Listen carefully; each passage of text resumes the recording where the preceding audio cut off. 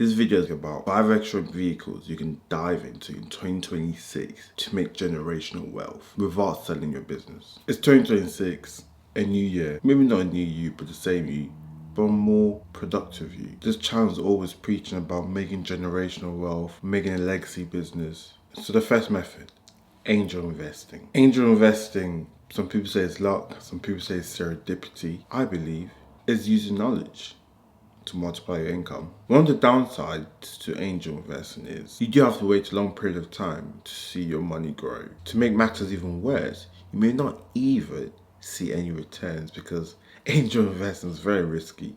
You're literally investing to entrepreneurs. Most of them have no track record or have track record but as failed entrepreneurs. And it can be extremely boring if all you're doing is writing checks, looking at various slides, and meeting people you don't really care about their company. Within my community in Wellington, we have people who have made several hundreds of millions through angel investing. I run a private vetted community of tight-knitted entrepreneurs. It's full of killers and like-minded people.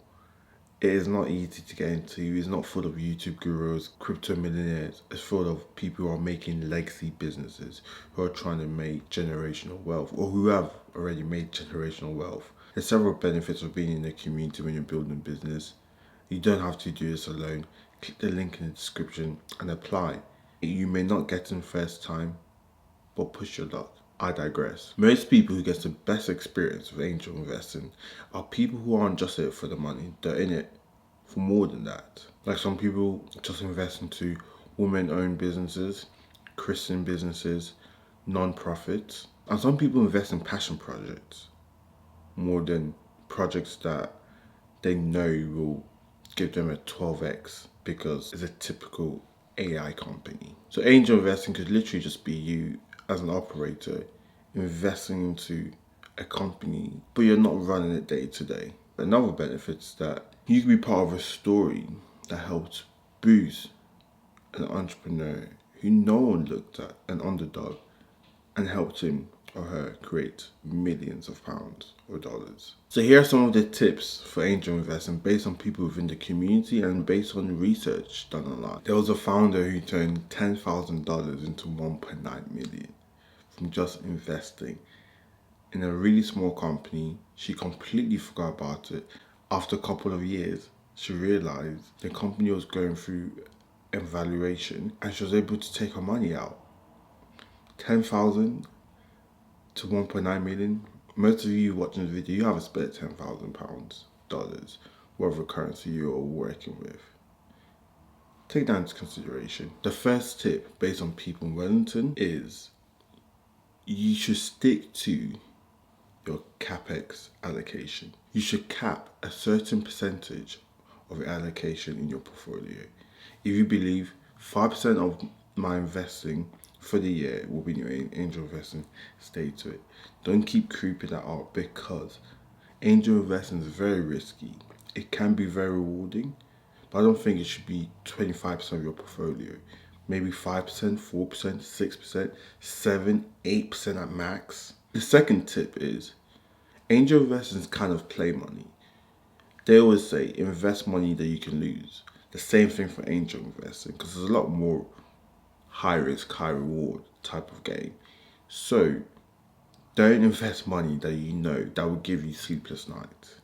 Do not do this, please. Or money that you already allocated to your retirement plan or is meant to your emergency fund. Because if it doesn't work out, which majority of the time it doesn't, you're not going to be in a good place. Finally, stick to the spaces and founders you gel with.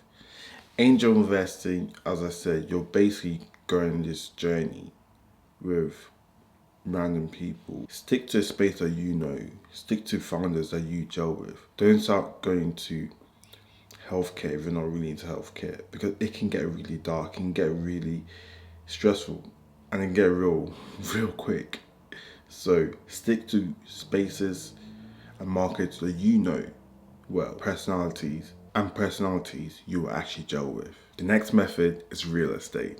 Oh wow, this is how millionaires become multi-millionaires or billionaires become multi-billionaires.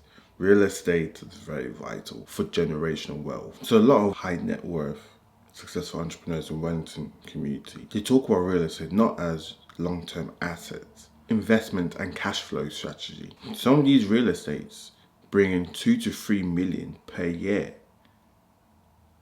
That's absolutely crazy. Or you could buy a beach house in the Dominican or mobile home land and charge people. Real estate can really blow your mind. A lot of people say real estate's passive income. I can tell you, it's not passive income at all. It requires a lot of kinetic energy before you can leave it to generate money. You need to do a lot of active participation. Things break, tenants leave, interest rate could skyrocket. So many things can happen which requires money just coming out, and you being involved. You've tried to go down the road to having a management look after your real estate. They are extremely expensive. They're not cheap at all. And a lot of them aren't even that good. Some property managers even leave, or they make mistakes without you knowing, so you always have to keep an eye on it. However, as a wealth preservation strategy and a passive income strategy, option ever. This is why so many people are in real estate. So many successful people are in real estate. The third method is geo arbitrage. You're probably thinking, what is this guy talking about? It's very brief. It's basically just moving to a different country. What do I mean by this? There's some people who their net worth is 1 million or like 4 million.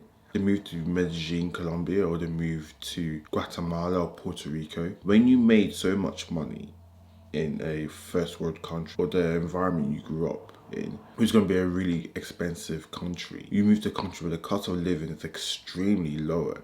Now you're richer. Why do you think all these people move to Bali, to Thailand? Because you can live like a king for a lot cheaper. So that's another method people use to increase their wealth. You don't have many dependencies like your kids are in school, or you just bought a house, you don't want to move, or you have family or stuff like that, then this method is not for you. But if you're able to, you can just relocate to a cheaper area. I'm going to talk really briefly about this because I'm already a big fan of this. But the fourth option is crypto. We all know about these crypto millionaires, crypto billionaires. You basically invest in their crypto and skyrocket. 2026, I guess you can look into this, but I would advise for someone who's trying to make legacy businesses and generational wealth, only allocate a small percentage, just like angel investing, into crypto. Crypto, there's so many scammers. It's so easy for your wallet to be stolen or hacked. Just dabble into it a little bit, if you can. Quick, I made it quick because I'm not a big fan of crypto. So I made this section quick. Last but not least, buying businesses. Why do you think most of these multi-billion-dollar companies are PE firms? They just do what you call a roll-up. They can buy 6 different nursing homes and sell it on multiple. Buying businesses is a lot easier than starting a business, in my humble opinion. You're buying a business where you could either just increase the price by a little bit. Now your profit has 2x, where you could sell to different markets. Now your revenue could be 4x, where you could, it's not the best, but maybe lean down the company a bit more, where you didn't need extra employees. Now your expenditure is a lot less. So buying business is a lot easier than you think. And you can always, when you have a good network of people, by being a community like Wellington, you could raise funds and not use your own money. You 10x your network. This was a really, really quick video. We're in 2026. There's several methods for you to 3x your net worth without selling your business. I just wanted to open your horizon, open your mind. There's other ways where you could have a side business because your main business is operating well. It's been running for 5 years. You have good system, good people in places. And this is for you to see. You're gonna double your toes into any of these methods. As I said, click the link in the description and apply for the community so you can hear more about these type of methods and actually learn from experts who are actually making real money in these areas. YouTube algorithm is extremely good. Any video that's suggested, I would recommend you to watch.